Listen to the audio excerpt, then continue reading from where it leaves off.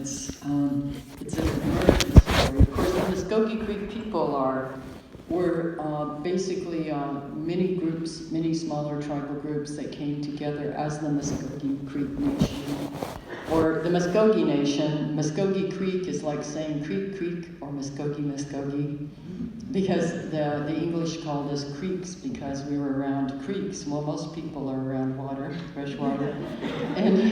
And then the Muskogee, or we call ourselves Muskogee, or we're the Muskogee people. And one of the stories, so there's several origin stories, depending on which band or which group.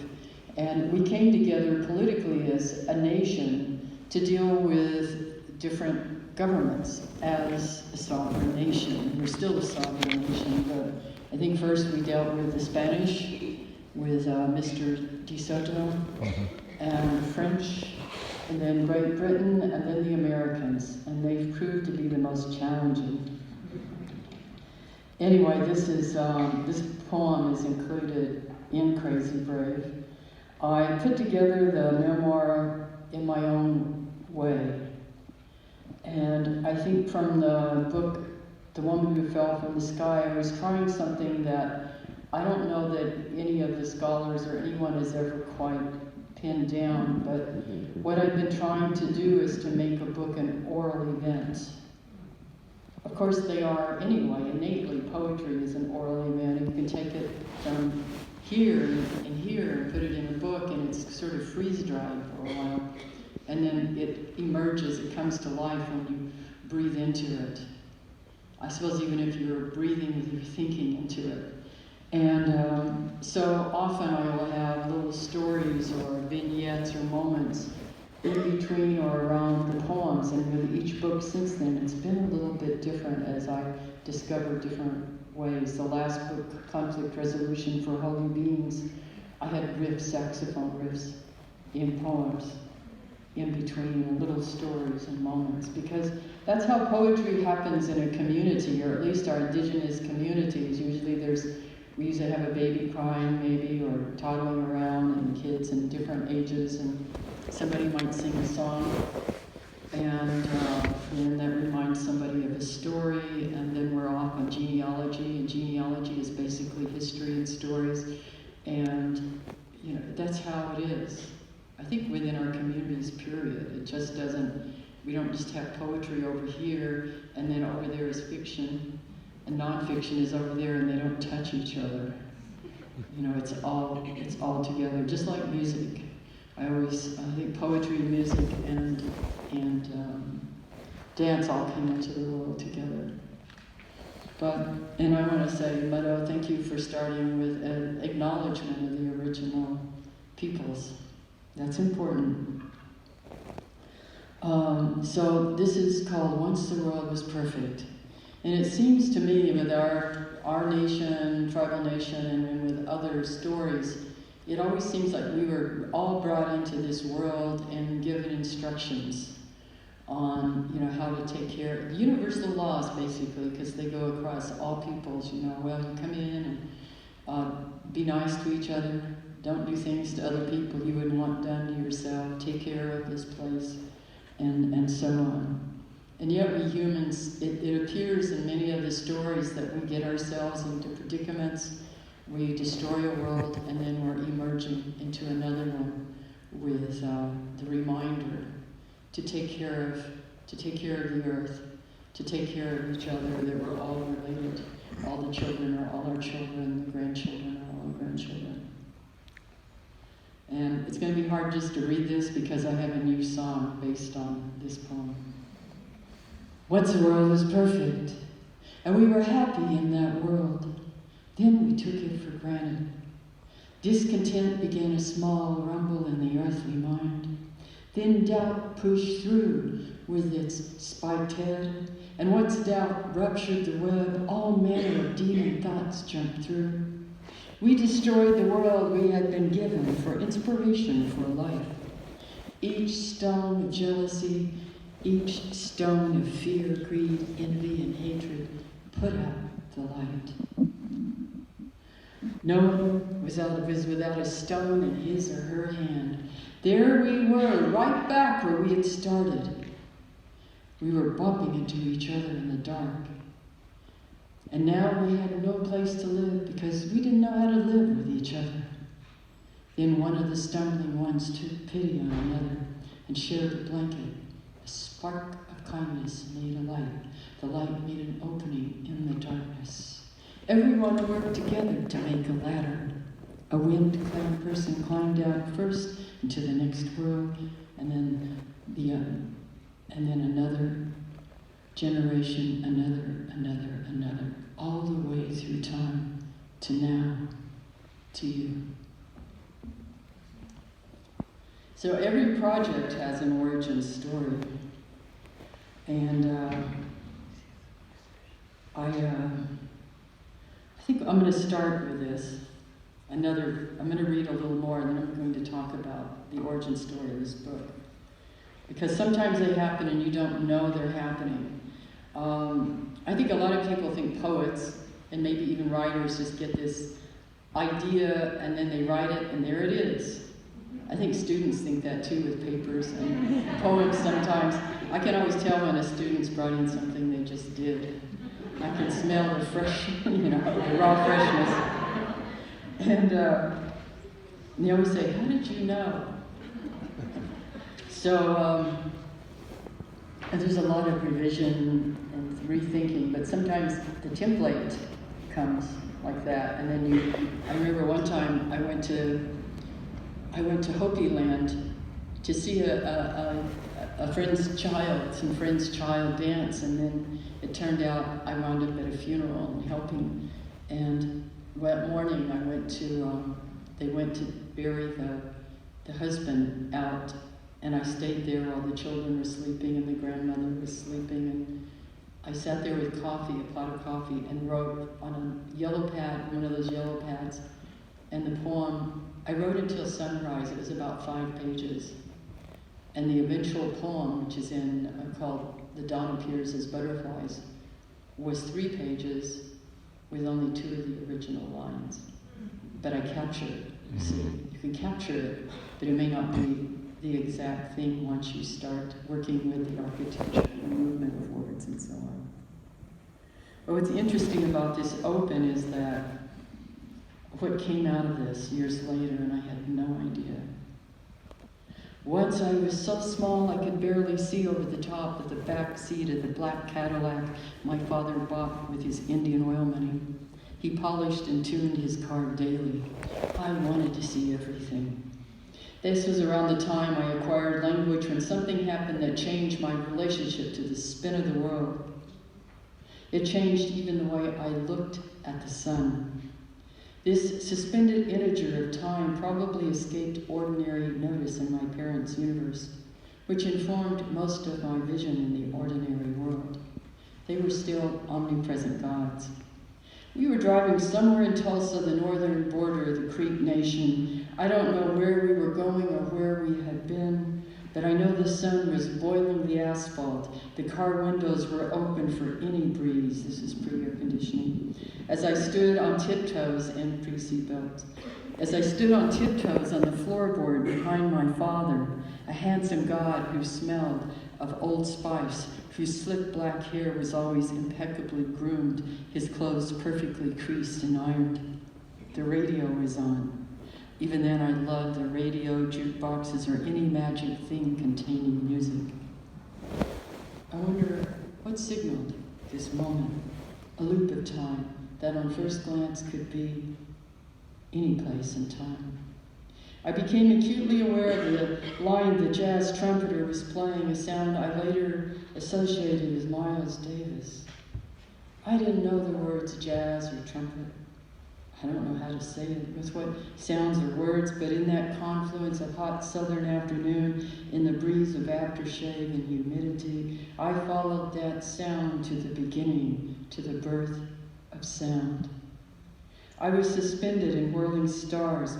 I grieved my parents' failings, my own life, which I saw stretching the length of that rhapsody. My rite of passage into the world of humanity occurred then through jazz. The music was a startling bridge between familiar and strange lands. I heard stomp dance shells singing. I saw satin suits, fine hats. I heard workers singing in the fields. It was a way to speak beyond the confines of ordinary language. I still hear it. So that story is still unwinding. And little did I know, at that moment, that years later I would be involved in research. I would play saxophone, which is a primary instrument. It became a primary instrument in jazz thanks to Adolphe Sax from Belgium, who invented it in Paris. And I had no idea that my life would unwind in that way, where I'd be working on a musical play to include Southeastern Native peoples in the story of blues and jazz, because there, I call it the naval court place of blues and jazz, Congo Square, was a Muskogean village. Once you know that and you hear the music, and then you hear the confluence, the cultural confluence, and realize that all the other players are there, the different African tribal groups, the European contributions with harmony and instruments, and then no one ever mentions Southeastern Native people. So, but there it was in that moment. So much was unscrolled. That happens to everyone in some way or the other. And that's one of the things the book taught me, is when we're children, it teaches you to respect children more. We remember ourselves as children, and there was so much that we knew and understood deeply, even sometimes without understanding, but we were aware beings, even way, way back then. And it's funny, I keep my pen up here, and I read The Birth of Sound, and I thought, whoa, the birth, the blues. I was thinking of Miles Davis's music. And the birth of cool, that's the phrase I was trying to think of. So anyway, so how did I come to write a memoir? Which I remember telling my editor, Jill, that, well, if I write a memoir, I don't want to write about myself. And I think of Wilma Mankiller, who wrote her biography. It was a biography, and she wrote it with a co-writer. But she starts with the whole story of the tribe. Contemporary version. And I liked what she did. I didn't really want to write about me, but memoir, memory. But I remember in my early readings, the first book I ever checked out of the library, actually was in 5th grade, and it was a biography of William Shakespeare. Because I like the stories of people. I like the stories, well, how did he become a playwright? I would love to have read a memoir by him. Maybe. But, and I'm sure you can, there's plenty on that. But, and then I was thinking about other influences, like what would cause me to do this. And I always remember Audre Lorde's memoir of sorts called Zombie, A New Spelling of My Name. She published in 1982, from her childhood memories in Harlem to her coming of age in the late 50s. And it was important to her, like the mythological roots of her family's Caribbean parents and ancestors are there, as well as the roots of women's movement and always the reclamation of her ancestors in whatever social sphere she was in. Another influence would be Leslie Silko's Storyteller. And I love that book because it combined, again, it was an oral, and maybe that's where I got some of my ideas about a book being an oral event, is there were stories like fiction, poems, pieces of, traditional stories from that area, images, many of them taken by her father, Lee Marmon, who was really good to me and offered his darkroom when I was a young student coming up. And then her book was influenced by N. Scott Momady's The Way to Rainy Mountain, which I've taught many times. And one of the last classes I taught was a class on poetic memoir. And I started off teaching that class with The Way to Rainy Mountain, Scott Momady's book. It preceded, I believe, Housemeat at Dawn.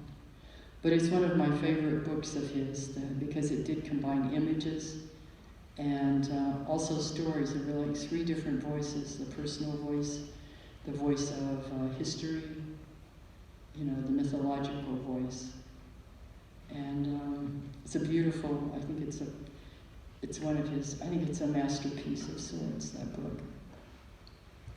So those were the influences that would have gotten my mind going along the trail that, well, maybe one day I will write a memoir. And again, with the memoirs I named, they were not people saying, this is me and this is what I did.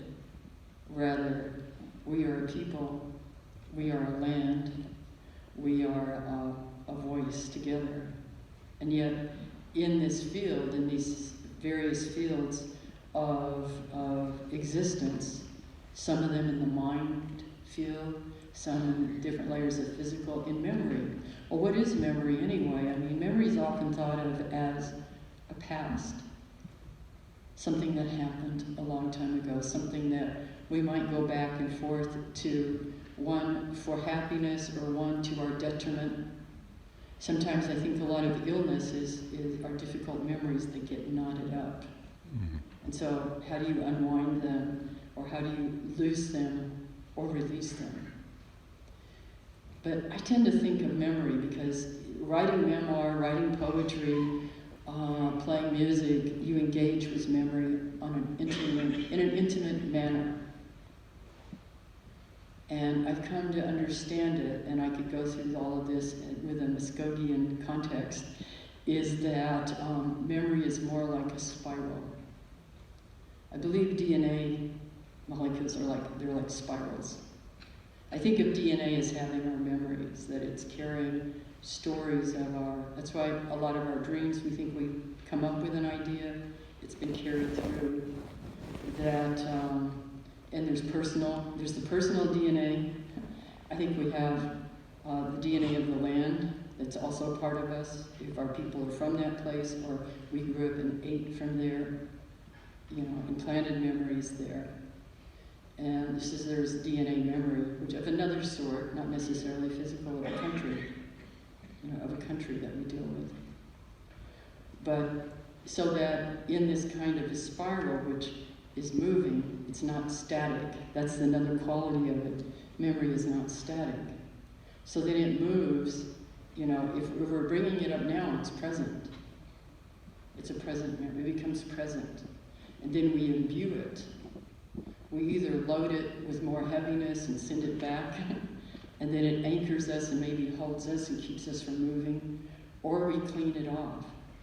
I've had moments where I probably shouldn't be saying this up here, but where I have literally gone in to clean memory because I was seeing it impede some of, like my students or the children or the family, memories that keep us caught in stories in which nobody learns and nobody is nourished, and people keep staying in that same place.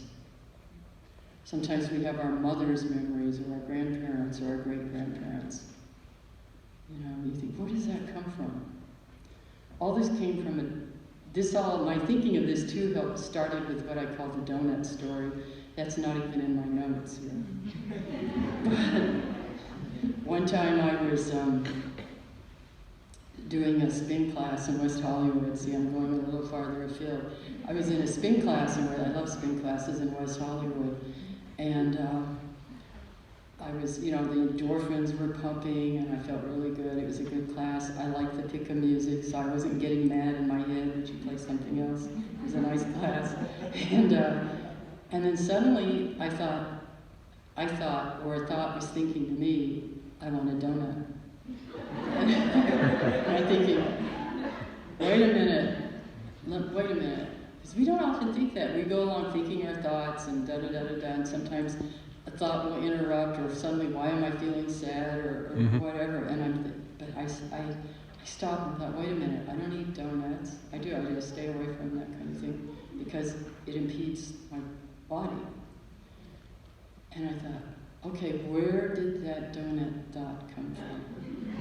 You can track your thoughts. I mean, now I know everybody's so can the government, but... They'd like to. I followed that trail of the donut. I did, because everything has a resonance. Everything does. We all have, there's a resonance. You can prove it scientifically. I followed that donut trail, and it was the guy next to me. It was, and I thought, how profound. That wasn't even my thought. And how many of my thoughts do I take as mine? How many thoughts coming down through history that say, you're ugly, you'll never be enough, or you're better than anybody, etc. I mean, what? And then I've learned there's frequencies, so that there's plant frequency thoughts. I have another story there, but plant frequency thoughts. And then there's other frequencies with stones. I've learned the Hawaiians are very good at it with stones and reading them, listening. And then there's frequencies I fly a lot. So different cloud formations and the winds that live in different, they all have their signatures to them. I went back to Hawaii to perform about a week and a half ago, and there were winds. I got to know the winds, and I'm sitting there, and here came one of those winds, and I thought, oh, there you are, I missed you. That everything is like that. So it's important, of course, and poetry, that's why we go to poetry. It reminds us to stop and listen. Remember who we are. A poem can hold grief, it can hold joy, it can hold heartbreak. You know, they can hold all of these things, but they remind us to stop and listen.